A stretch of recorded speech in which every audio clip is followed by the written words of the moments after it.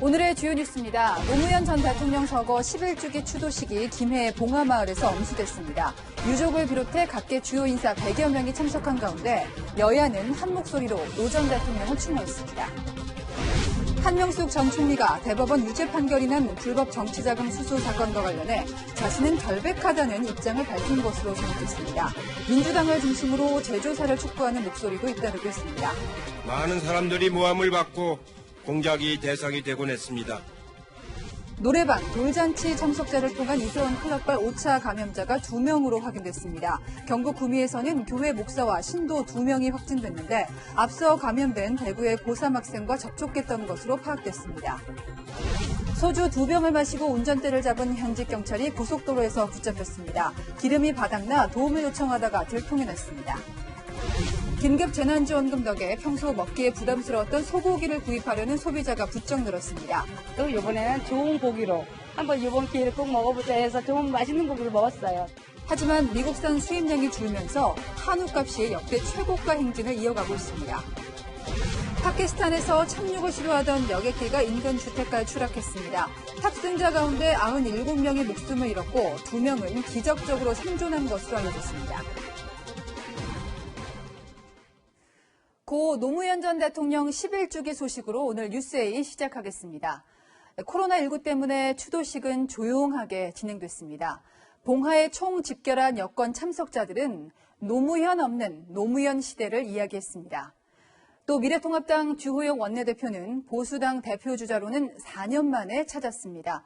안보겸 기자가 그 추도식 현장 다녀왔습니다. 마스크를 쓰고 입장한 참석자들이 1.5m 간격을 둔 채 띄엄띄엄 앉았습니다. 11주기 추도식은 코로나19 사태를 감안해 100여 명의 인사만 초청하는 등 규모를 대폭 줄였습니다. 이해찬 민주당 대표와 유시민 노무현재단 이사장, 김경수 경남지사와 노영민 대통령 비서실장 등 친노 친문 인사들은 대거 참석했습니다. 참석자들은 포스트 노무현 시대가 열렸다며 노무현 정신의 계승을 다짐했습니다. 당신께서 그토록 원하셨던 낮은 사람, 겸손한 권력, 강한 나라가 아주 가까운 현실이 되어서 우리 곁으로 다가오고 있습니다. 취임 첫 해인 2017년 8주기 추도식에서 성공한 대통령이 되어 다시 찾겠다고 했던 문재인 대통령은 올해도 조화만 보냈습니다. 추도식에서는 노 전 대통령의 생전 영상이 상영되는 동안 김경수 경남지사와 한명숙 전 총리가 침통한 표정을 지었고 친조국 인사로 분류되는 최강욱 열린민주당 대표는 눈물을 훔치기도 했습니다. 21대 국회에 입성할 민주당 당선자들도 대거 봉하마을을 찾아 노 전 대통령 묘역을 참배했습니다.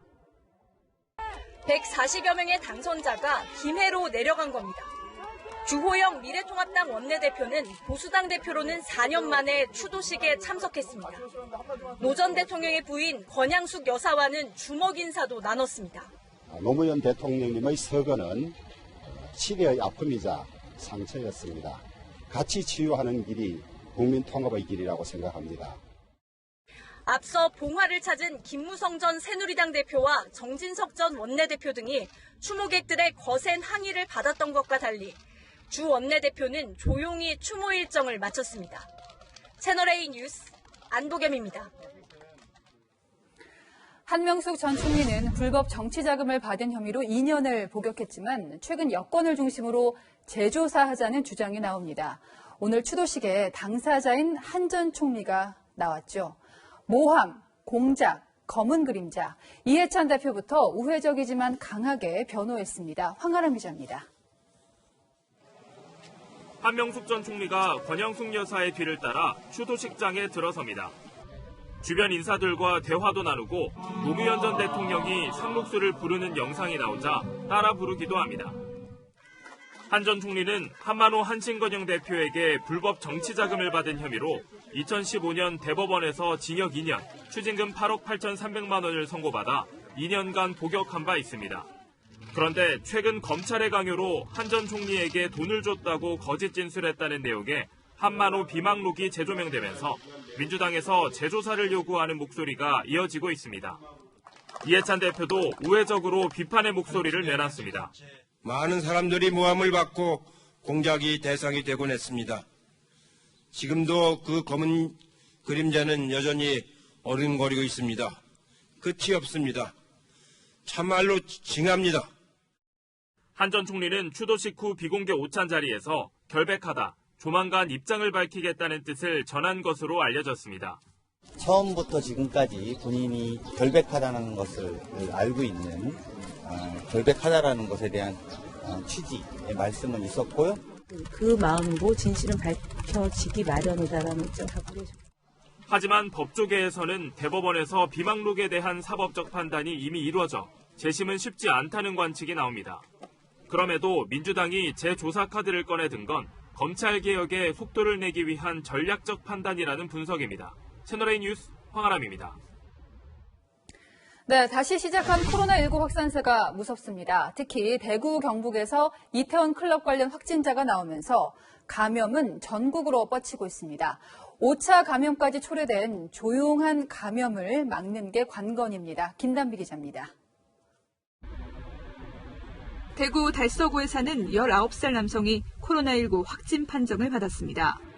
지난 11일 대구에 놀러온 지인에게서 감염된 걸로 방역당국은 보고 있습니다. 지인은 대구에 오기 전 이태원 클럽을 다녀온 확진자와 접촉했고 21일 서울로 돌아온 뒤 확진됐습니다.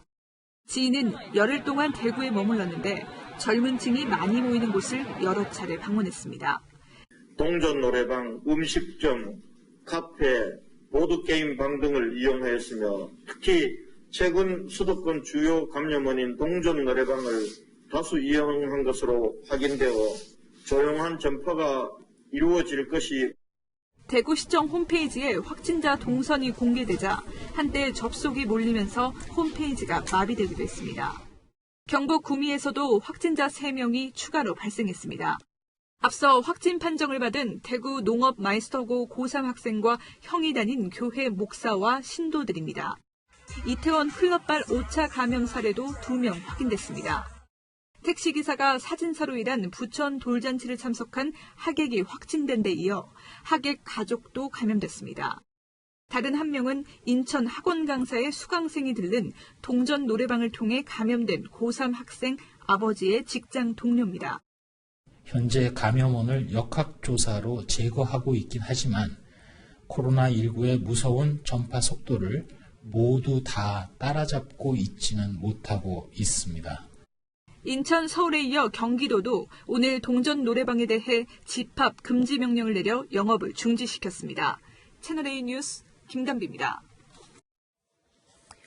저도 지난주에 재난지원금이 들어왔는데요. 여러분은 어디다 쓰셨나요? 비싸서 군침만 삼키던 한우 드신 분이 많았습니다. 갑자기 수요가 껑충 뛰면서 가격도 올랐습니다. 모처럼 생기도는 정육점에 황규락 기자가 나가봤습니다. 모처럼 활기를 띠고 있는 전통시장. 곳곳에 재난지원금을 받는다는 안내판이 걸려 있습니다. 그중에서도 사람들의 발길이 더 많이 모이는 곳은 정육점.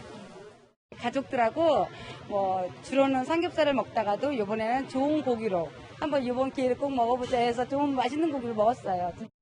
이 정육점은 지난주부터 재난지원금이 본격적으로 풀리기 시작하자 갑자기 손님이 늘었습니다.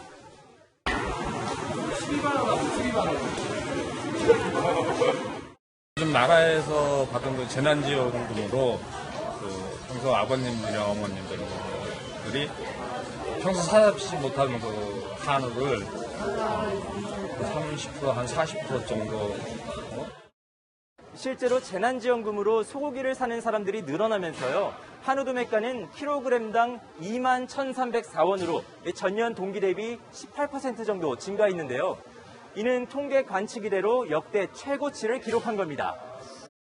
여기에 코로나19로 미국산 소고기 수입이 감소하고 국내 도축 물량도 줄어든 것이 가격 상승에 큰 영향을 미치고 있습니다. 돼지고기도 삼겹살과 목살 소비가 늘면서 지난 1월에 비해 가격이 모두 60% 이상 상승했지만 등교 개학이 미뤄지면서 급식 수요가 거의 사라졌고 일반 가정에서 외식도 하지 않으면서 갈비나 안심 부위는 오히려 재고가 쌓이고 있습니다. 축산물 가격은 재난지원금 사용이 중단되는 8월이 돼야 다시 하락할 것으로 보입니다. 채널A 뉴스 황규락입니다. 참나 이런 정신없는 공무원을 어떻게 해야 될까요? 소주 2병 마신 운전자가 서울부터 양양까지 무려 180km를 달렸는데 잡고 보니 경찰관이었습니다. 심지어 음주운전을 조사하는 부서 소속입니다. 서채리 기자입니다. 고속도로 터널 입구 갓길에 비상등을 켜고 정차한 차량에 한국도로공사 순찰팀이 접근한 건 지난 15일 새벽 1시쯤. 차량 밖에 나와 있던 운전자는 순찰팀에게 도움을 요청했습니다. 고속도로 주행 중에 차량 연료가 바닥났다는 겁니다. 순찰팀 직원은 도움을 요청하는 운전자의 상태를 의심할 수밖에 없었다고 말합니다. 20m 정도 거리를 걸어오시는데 비틀비틀 거리면서 걸어오시더라고요. 자기는 그냥 쭉 가다 보면은 주유소가 나올 줄 알았다. 직원이 고속도로 순찰대에 음주운전 의심 신고를 하는 사이 긴급주유 서비스를 받은 남성은 다시 운전대를 잡았습니다. 신고 현장에 도착한 경찰은 의심 차량을 쫓아 17km 정도를 추격했고 다른 터널 인근에서 남성을 검거했습니다. 음주 측정 결과 혈중 알코올 농도는 만취 상태인 0.173%. 알고 보니 서울종합경찰서 교통조사계 소속인 김모 경위였습니다. 음주운전을 조사해야 할 경찰이 면허 취소 수준인 상태에서 새벽길 고속도로를 운전한 겁니다. 김경희가 주행한 거리는 서울 노원구에서 강원도 양양군을 거쳐 인제군 부근에서 붙잡히기까지 무려 180km가 넘습니다.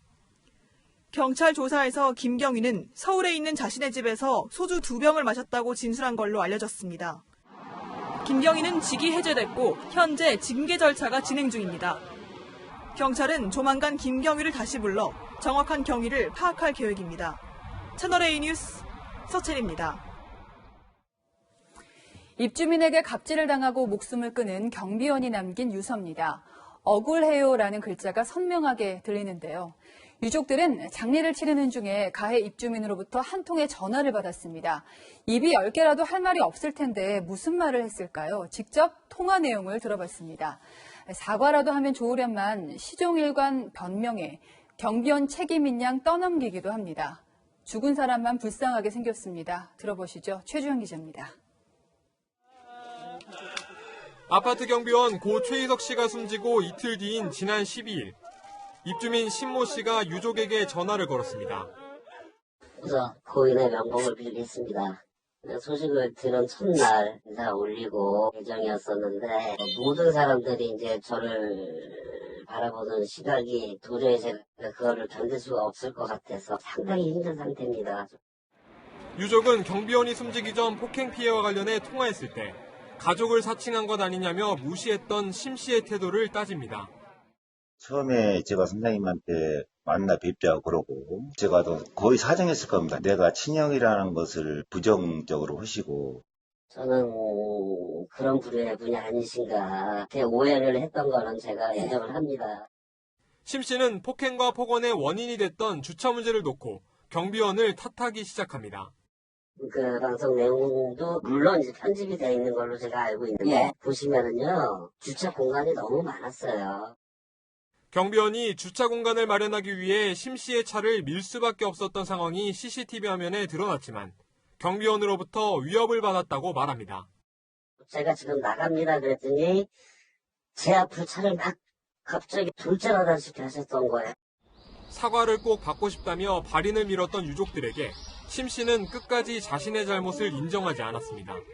왜 경비원을 그렇게 괴롭히셨습니까? 경비원은 사람입니다, 선생님. 괴롭힌 적 없고요. 아이고, 선생님. 법원은 어제 저녁 심 씨가 증거인멸과 도망 우려가 있다며 구속영장을 발부했습니다. 채널A 뉴스 최주현입니다. 갯벌에서 처참하게 훼손된 여성 시신이 발견됐습니다. 범인은 젊은 부부였습니다. 30대 남편과 50대인 피해자의 불륜이 범행의 이유였다고 주장을 했는데 사실이라면 잘못된 만남의 끝이 너무도 참혹한 셈입니다. 저희가 입에 담기에도 수법이 잔혹해서요. 신상이 공개될 가능성이 높습니다. 이지훈 기자입니다. 서해대교가 지나는 행담도 인근 갯벌에서 훼손된 시신 일부가 발견된 건 지난 21일 밤. 지난주 실종된 50대 여성의 신체 일부였습니다.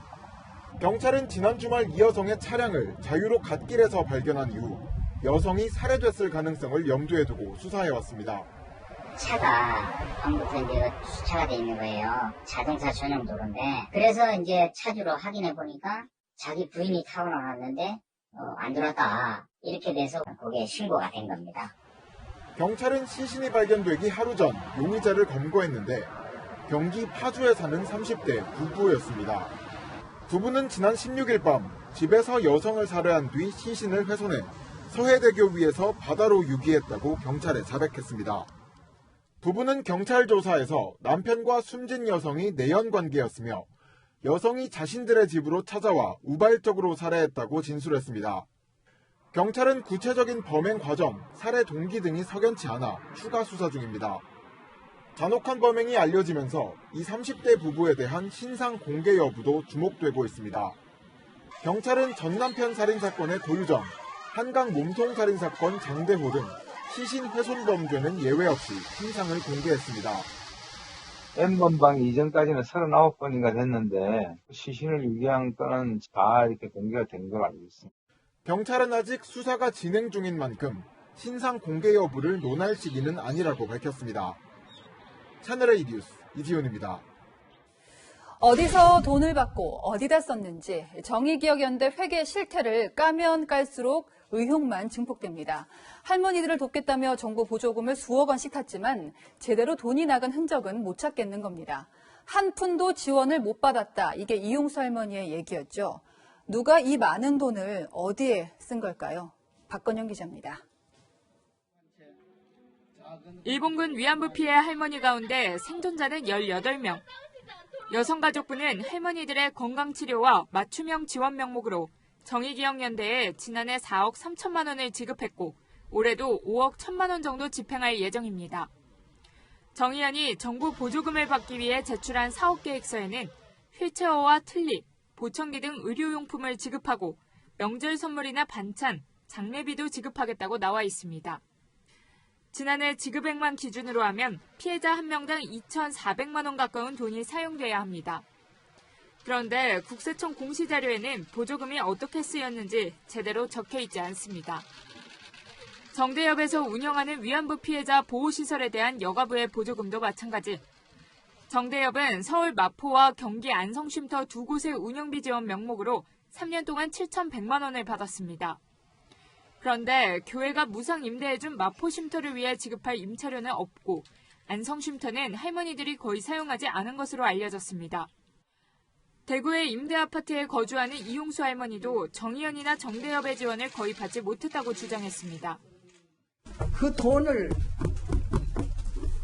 쓰는 데가 없습니다. 이것은 정말 할머니들한테 쓰는 게 아니고 도대체 어디에 쓰는지 쓰는 적이 없습니다. 정의연 측은 예산은 모두 적절히 집행됐고 공시에 누락된 보조금과 관련해서는 전문 회계사와 검토 중이라고 해명했습니다. 채널A 뉴스 박건영입니다.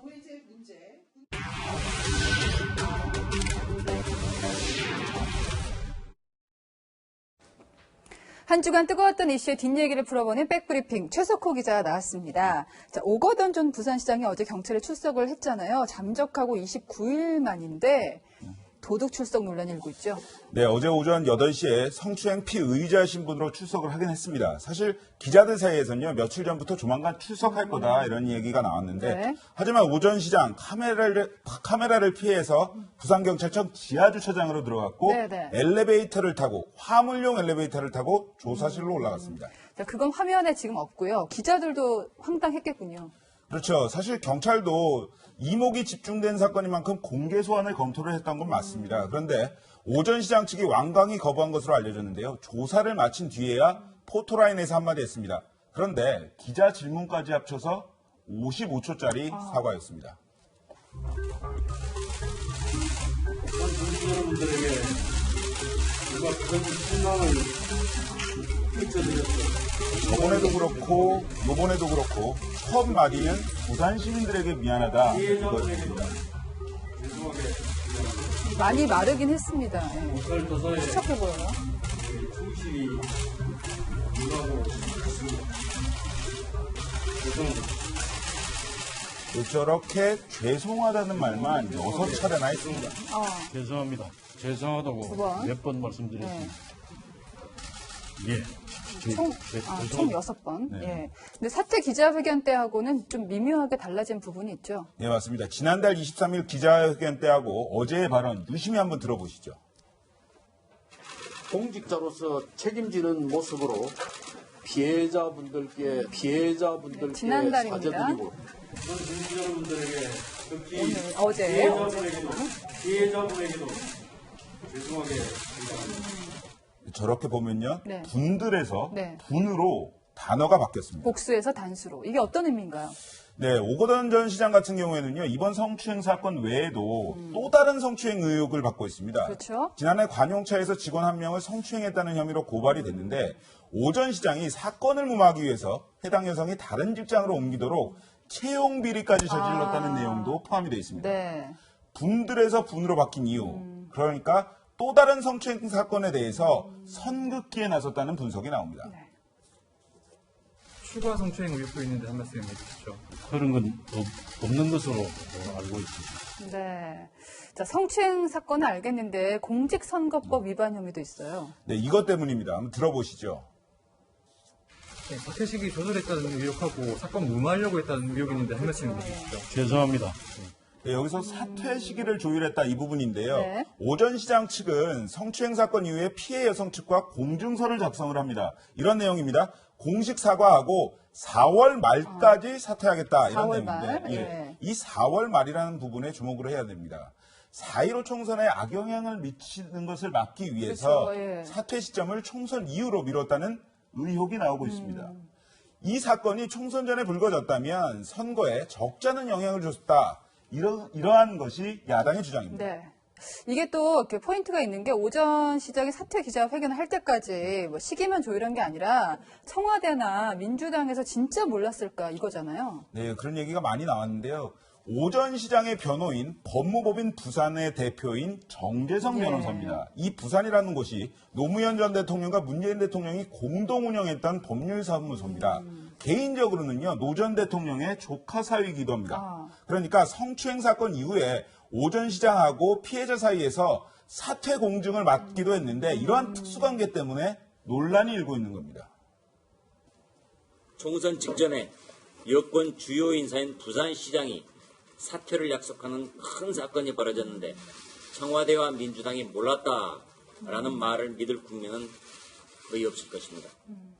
네, 하지만 정 변호사는 소설 같은 얘기다 네. 이렇게 선을 그었습니다. 소설 같다기에는 좀 우연의 일치가 너무 많네요. 그런데 정 변호사가 법을 위반했다 이런 얘기도 있습니다. 네, 이게 말씀드렸다시피 정 변호사는 오 전 시장과 피해 여성 사이에서 공증을 맡았습니다. 그런데 이 과정에서 중립성이 강하면 그렇죠. 중요하겠죠. 예.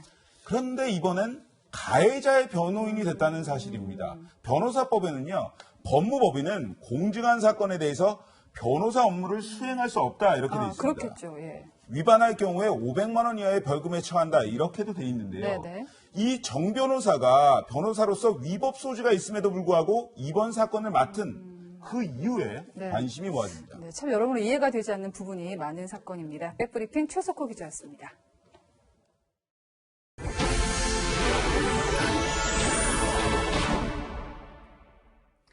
코로나19 사태 속에 교회에 대한 행정부 태도가 우리와 딴판인 곳이 바로 미국입니다. 트럼프 대통령이 총대를 메고요. 당장 교회 문을 열라고 주 정부를 압박하고 있습니다. 안 쓰던 마스크를 아주 잠깐만 착용하는 모습도 포착됐습니다. 트럼프 대통령의 이런 행보에는 정치적 계산이 깔려 있는데요. 워싱턴 김정환 특파원이 그 속내를 들여다봤습니다. 순식간에 잿더미로 변한 미국의 한 교회. 주차장 바닥에선 원색적으로 교회를 비난하는 낙서도 발견됐습니다. 이 교회는 지난달 부활절 예배를 강행했다 코로나19 행정명령 위반 통보를 받았습니다. 그러자 교회는 부당하다는 소송을 냈고 이어 누군가가 불을 지른 겁니다. We're going to keep the faith. We're going to keep doing what we've always done. Maybe not on this location. 주 당국과 종교계가 갈등을 빚고 있는 가운데 트럼프 대통령이 주지사들에게 교회 등은 필수 시설이라며 당장 문을 열라고 촉구했습니다. and allow these very important essential places of faith to open right now for this weekend. If they don't do it, I will override the governors. 미 법무부도 종교활동 재개가 이르다는 캘리포니아 등에 종교적 자유를 보장하라는 공문을 보냈습니다. 그러나 교회를 언제 열 것인지는 주지사들이 결정하기 때문에 트럼프 대통령 발언에 실효성 의문이 제기되고 있습니다. 이런 가운데 트럼프 대통령이 호두 공장을 시찰하면서 처음으로 짧은 시간 동안 마스크를 착용한 모습이 포착됐습니다. 하지만 트럼프 대통령은 공식 석상에선 여전히 마스크 착용을 하지 않고 있습니다. Well, I had one on before. I wore one in this back area, but I didn't want to give the press the pleasure of seeing it. And here's another one. Here. 아직은 이르다는 주 정부와 가능하다는 종교계, 재선을 노리는 트럼프 대통령의 오늘 발언은 이 종교계의 지지를 노리며 양측 간의 갈등을 더욱 조장했다는 우려가 나옵니다. 워싱턴에서 채널A 뉴스 김정환입니다. 국제사회가 새로운 냉전 시대로 접어드는 걸까요? 코로나19 사태로 미국과 중국이 아주 살벌하게 대립하고 있습니다. 경제부터 정치까지 사사건건 맞붙습니다. 우리는 두 나라 사이에 끼기 딱 좋은 입장이라서 관심 있게 지켜보셔야 할 뉴스입니다. 정다은 기자입니다. They made a horrible mistake, and they didn't want to admit it. 中方始终本着公开、透明、负责任的态度，及时向世卫组织及相关国家通报疫情信息。 코로나19 책임론을 둘러싼 미국과 중국의 갈등이 고조되고 있습니다. 미국 백악관은 16장 분량의 대중국 전략보고서를 통해 중국과의 상징적 관계를 맺는데 더 이상의 가치를 느끼지 못한다고 밝혔습니다. 중국 정부에 대한 공개적인 압박을 확대할 것이라고 선언한 겁니다. 이와 관련해 전문가들은 미국이 사실상 중국의 신냉전을 선포한 것이라고 평가하고 있습니다. 중국도 코로나19 책임론 등과 관련해 단호히 대응에 반격하겠다며 맞서고 있습니다. 홍콩 국가보안법 제정도 미중 갈등의 새로운 뇌관으로 떠올랐습니다. If it happens, we'll address that issue very strongly. 香港特区维护国家安全立法的问题纯属中国内政，任何外国无权干预。 미국은 경제 제재 조치에도 나섰습니다. 대량 살상 무기와 신장 위구르 자치구 인권 탄압 등을 이유로 중국 회사와 기관 등 33곳을 거래 제한 명단에 올린 겁니다. 미국의 중국 때리기가 선거 전략이라는 분석이 나오는 가운데 트럼프 행정부와 중국 정부의 공방전은 오는 11월 미 대선까지 격화될 것으로 전망됩니다. 채널A 뉴스 정다은입니다. 안타까운 참사 소식을 전하겠습니다. 파키스탄에서 99명이 탄 여객기가 공항 인근 주택가에 추락했습니다. 99명 중 살아남은 사람 단 2명이었습니다. 김민재 기자입니다.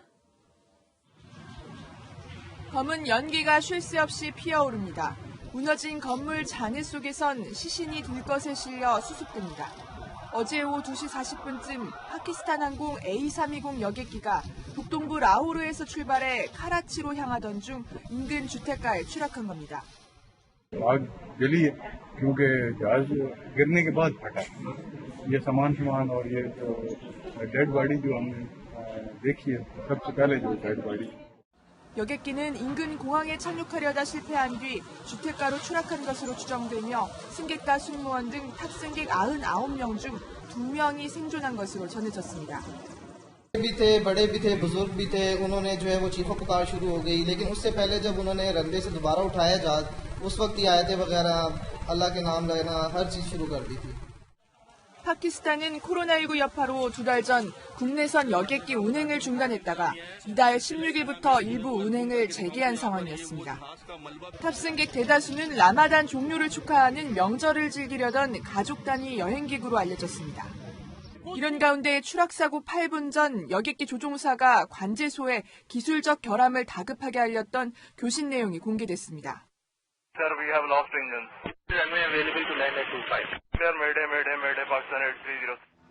현지 당국은 구조 작업과 함께 정확한 사고 원인을 조사 중이지만 희생자 가족들은 울분을 토했습니다. को बात वाज़ेह नहीं बता रही है। शनाख्त कर लिए, सब कुछ हमने कर लिया है। इन्होंने नादरा से भी उसकी आइडेंटिफिकेशन कर ली है। वहाँ भी इनका 파키스탄 주재 한국 대사관은 한국인 탑승자는 없다고 확인했습니다. 채널A 뉴스 김민지입니다.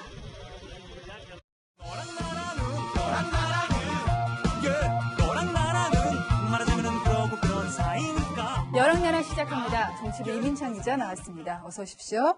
자, 첫 번째 주제 보겠습니다. 네가 왜 거기서 나와? 노래 제목 같은데요. 네, 이재명 경기지사 얘기입니다. 네.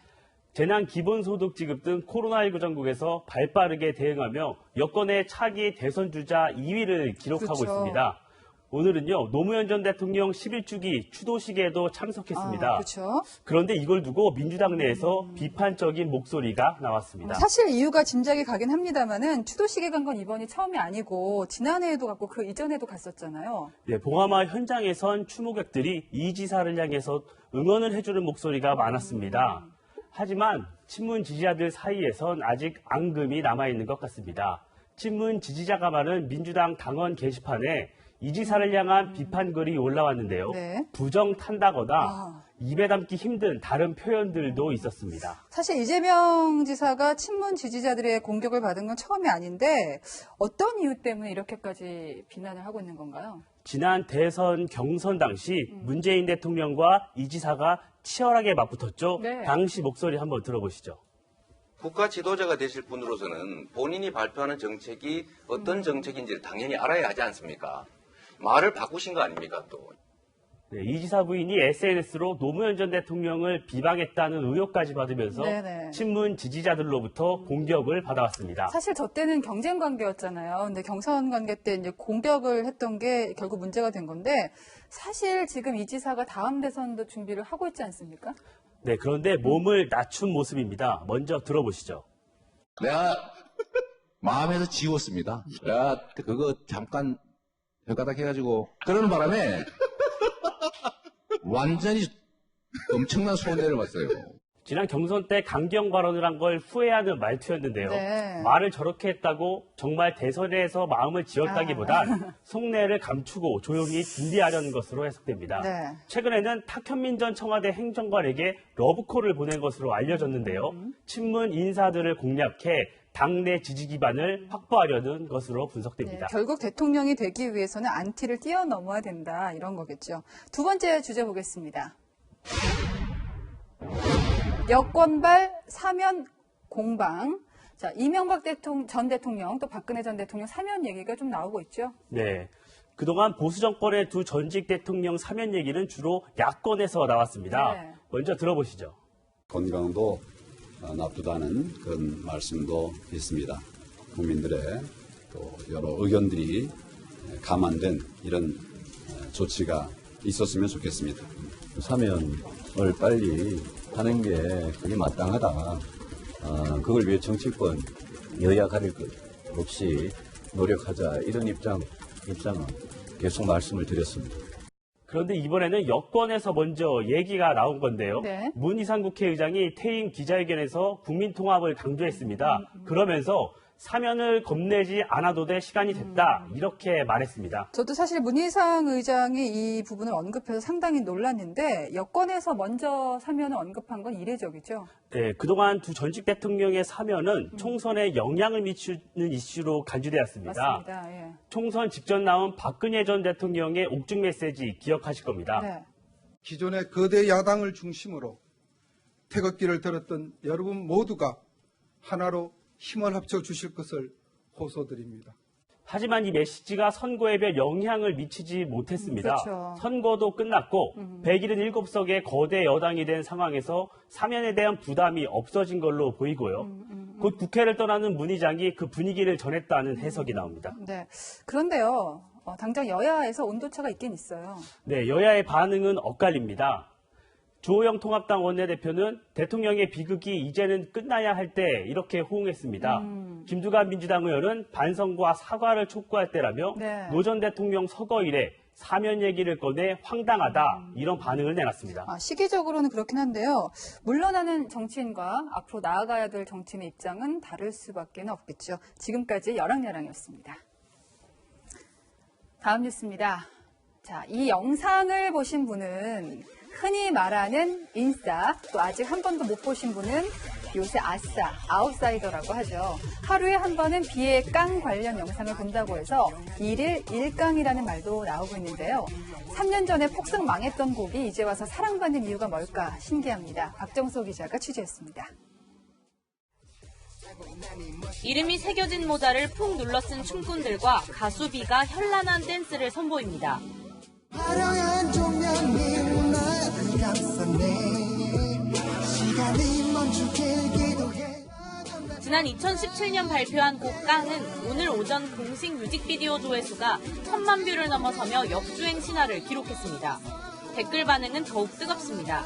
영상을 보러 온 사람이 있냐는 질문에는 수백 개의 댓글이 실시간으로 달리고 독특한 춤과 노래를 유머로 승화시키는 재치 있는 댓글들도 눈에 띕니다.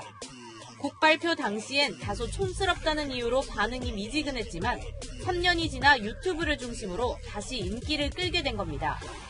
진짜 천재인 것 같아요. 진짜 그 최고고 가요계의 무대를 뒤집어 놓으셨지 않나 싶어요. 댓글하고 같이 봐야 돼. 댓글이 되게 재밌거든요. 비의 춤을 따라하는 일반인들의 커버 영상도 유행처럼 쏟아지는 상황.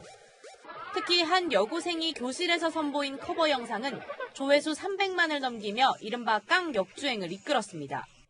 전문가들은 이러한 인기를 일종의 밈 현상이라고 분석합니다. 인터넷에서 유행을 폭넓게 이르는 개념인 밈. 배우 김웅수와 김영철도 옛 영화와 드라마 속 대사로 다시 인기를 얻기도 했습니다. 과거에는 어떤 콘텐츠의 인기를 방송사가 일방향적으로 좌지우지했었는데 이제는 네티즌들이 스스로 유희를 통해서 새로운 트렌드를 만들 수 있다. 유튜브 속 인기가 대중문화계를 움직이는 콘텐츠가 된 현상. 또 다른 트렌드가 주목됩니다. 채널A 뉴스 박정서입니다.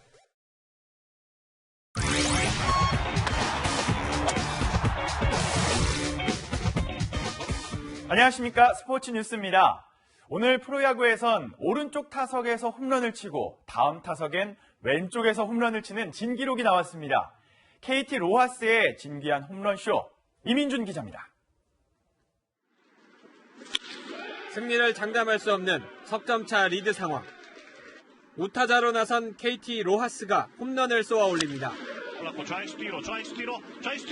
점프 넘어갑니다. 아래로 떨어지는 느린 커브를 제대로 잡아당겼습니다. 다음 타석인 7회 초. 이번엔 왼쪽 타석에 들어섭니다. 로하스는 바뀐 투수 송은범을 상대로 연타석 홈런을 터뜨립니다. 이 타구도 당장 넘어갑니다. 로하스의 투런 홈런. 이번엔 바깥쪽 공을 정확히 밀어쳤습니다. 좌우 타석으로 연타석 홈런을 친 건 역대 세 번째 기록입니다. 아찔한 순간도 있었습니다. LG 김현수가 친 강한 타구가 투수 정면으로 향합니다.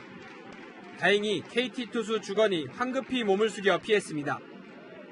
주건은 지난 12일 NC전에서도 부러진 방망이를 피하려다 넘어진 적이 있습니다.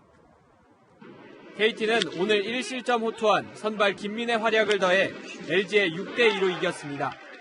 특히 LG 차우찬을 상대로 1791일 만에 승리하며 지독한 징크스를 깼습니다.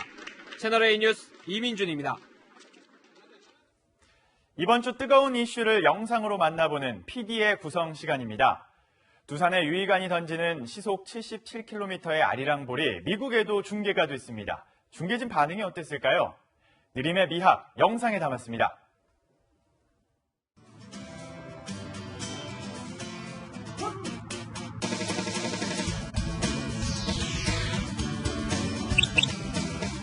That was 49 miles per hour right there. And then bumps in a strike at 80. Wow.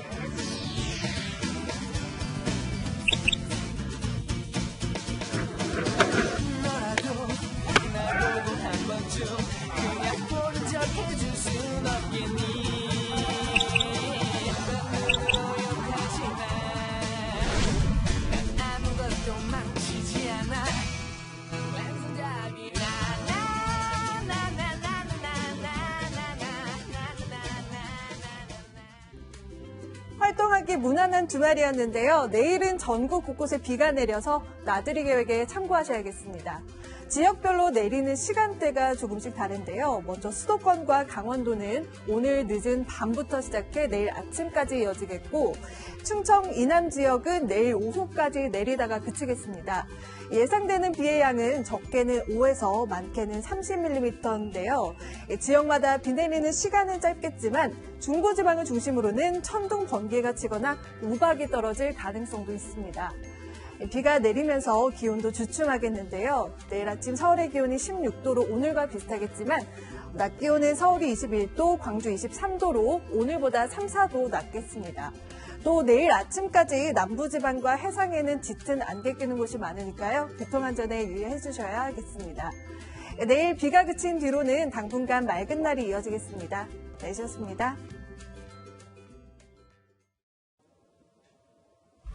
커피 향이 좋은데요. 부드러운 분위기의 면담이었지만 두 사람 사이에는 투명한 칸막이가 설치됐습니다. 코로나 때문에 침방울이 튀는 걸 막기 위해서 앉은 키 정도의 낮은 벽이었습니다. 하지만 총선이 끝나고 비대위원장 선임하는데 한 달이 넘게 걸릴 정도로 당내 불신의 벽은 높았죠. 여당에 170석 넘게 표를 던진 국민과 보수야당 사이의 벽은 그보다 훨씬 더 클 겁니다. 통합당은 쇄신과 관련해서 이런 말도 했습니다. 익숙했던 과거와의 결별을 선언합니다. 오직 국민만이 있을 뿐이고 오직 국민의 눈높이에 맞는 실용정당, 대한정당을 만들겠습니다.